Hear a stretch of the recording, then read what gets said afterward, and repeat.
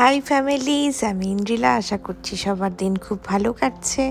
আমি চলে এসেছি তোমাদের সাথে আবার নতুন একটা ভিডিও শেয়ার করতে। তো এটা হচ্ছে আমাদের এখানে দুর্গাপুরে খুব সুন্দর 1 তারিখ থেকে জানুয়ারির প্রতি বছরই হয় কল্পতরুর মেলা বসে 10 দিনের জন্য।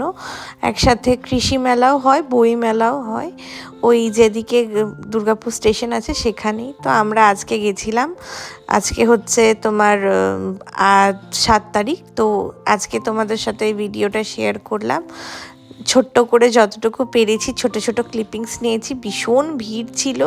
আমরা যে টাইমটায় গেছিলাম সন্ধ্যেবেলা 7:30-8টার দিক করে, মানে এতটাই ভিড় যে ক্যামেরা হাত থেকে ঠেলে মানুষ ফেলে দেওয়ার জোগাড়। আসলে এখন তো বাচ্চাদের সবার পরীক্ষা শেষ হয়ে গেছে, তো একটু সবার পড়াশোনার চাপও কম, তাই জন্য ভীষণ পরিমাণে ভিড় হয়েছিল।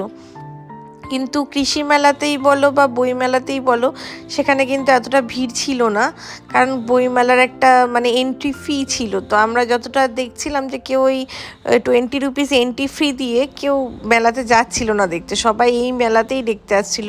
আর কৃষি মেলায় তো জানোই বাচ্চাদের সেরকম কোনো ইন্টারেস্ট থাকে না, তাই ওরা খুব একটা যেতে চায় না। দেখছিলাম সবাই এই দিকেই যাচ্ছিল, এই কল্পতরু উৎসবের দিকে। তো বেশ ভেতরে আর কি খুব সুন্দর সাজিয়েছিল। প্রচুর একটা সাইডে খাবার দোকান ছিল, বিভিন্ন ধরনের স্টল ছিল। একটা দিকে বাচ্চাদের খেলার জন্য প্রচুর রাইডস ছিল। তারপরে এছাড়াও আরও বিভিন্ন ধরনের সরঞ্জাম ছিল যেগুলো বাচ্চারা খুব পছন্দ করে। তো সেই সব নিয়েই বেশ ভালোই দিনটা কাটলো মেলাটা দেখে। আর তাছাড়া আমরা এই 25 ডিসেম্বর করে পৌষ মেলাও গেছিলাম, তারও তোমাদের সাথে ছোট্ট করে একটা ক্লিপিং শেয়ার করে দিলাম। 25 ডিসেম্বর যখন যাই, খুব একটা যে বিশাল বড় মেলা হয় তো বোলপুরের পৌষ মেলা, তো অতটা বড় করে কি সেরকম কোনো ক্লিপিংস নিতে পারিনি। আমরা একটা সাইডে ওই যেদিকে শীতের জামা কাপড় বসে ওই সোয়েটার পট্টির দিকেই গেছিলাম। আর এই পাশটাতে আমরা যে খুব একটা বেশি যেতে পেরেছিলাম, যেদিকে গয়নাগাটি আর বাকি চামড়ার জিনিস আর পুরো মেলাটা যেদিকে হয় সেদিকটা অতটা যায়নি, ঘুরেছিলাম। আর যেগুলো যেগুলো একটু একটু ক্লিপস নিয়েছি তোমাদেরকে দেখালাম।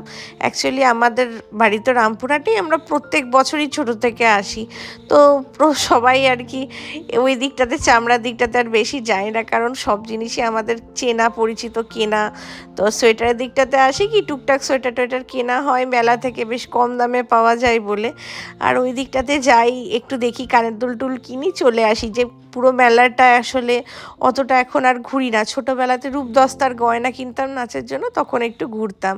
তো তোমরা দেখে বলো কেমন লাগছে video. Do like, share and subscribe.